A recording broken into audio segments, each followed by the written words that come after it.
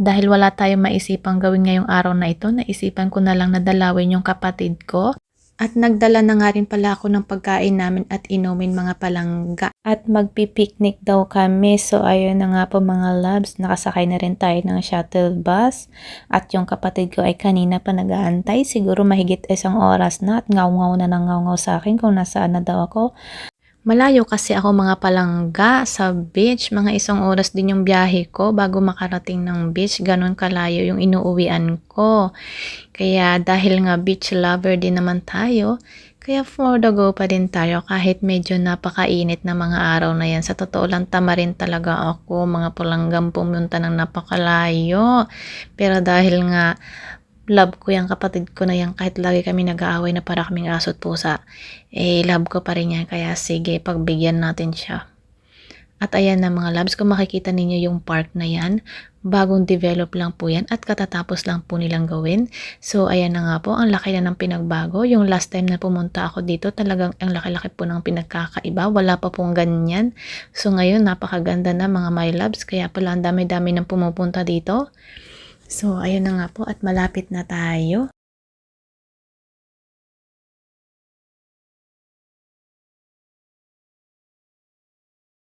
Ayan, connected din po yan mga palangga doon sa isang park dyan sa kabila. Connected lang dyan sila. Palawan Beach nga pala ito mga my love. Meron po silang 3 klase ng beach dito. Tanjung Beach, Palawan Beach, at saka Siloso Beach. Ang Siloso Beach po ay nandoon pa po sa kabilang side. Dito po sa kabila, pabalik po. So, yun. At nandito po tayo sa Palawan Beach. Kaya, ayan na, for the go na tayo. At bumaba na po ako ng shuttle bus.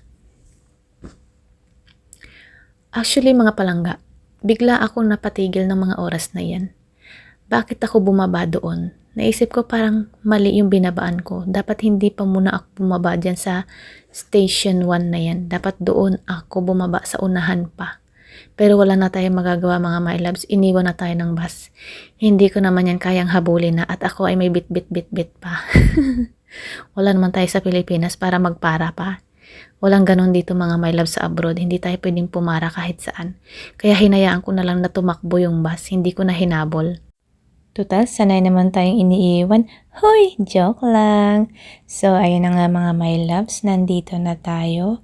And tatawid lang tayo saglit. At makikita na natin yung beach. Itong plus 12 pala na ito mga palangga ay bagong develop lang din at meron silang minibar sa loob at swimming pool in front of the beach. Yun nga lang po ay meron silang entrance fee. So meron po kayong 2 options. It's either gusto niyo pong mag-swimming sa pool or sa beach. So kayo na pong bahala. Kami okay na po kami sa beach. Happy na po kami doon. Total mga beach lover naman po kami. So okay na po kami doon mga palangga.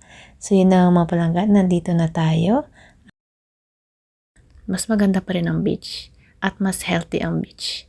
Diyan gumaling yung tuhod kong masakit. Nilublob ko lang siya sa beach mga palangga. At ayan na nga mga loves, kung nakikita ninyo yung beach, ganyan na siya kaganda ngayon. Actually mga palangga, maliit lang talaga ang beach dito. Pinaganda lang talaga nila at pina-improve kaya nagmukhang ganyan na siya. Sobrang ganda. Ayan po, the Palawan Beach, Sentosa. So, yun mga palangga, nakita nyo na yung ganda ng beach. Alam nyo ba mga loves, yung buhangin na yan ay parang dolomite lang din yan, yung kagaya doon sa atin sa Manila Bay na pinag-aawayan ng mga tao doon. Dito yung mga tao mga palangga, tahimik lang sila. At tuwang-tuwa sila kasi maganda na yung beach. Yun lang. So, ayun na nga mga palangga. Nandito na tayo sa pwesto natin. Naghahanap na ako ng malalatagan natin kung saan tayo banda lalatag dyan. At nagdala na nga rin ako ng sapin natin, ng carpet, picnic mat, whatsoever. Basta yun na yan mga palangga.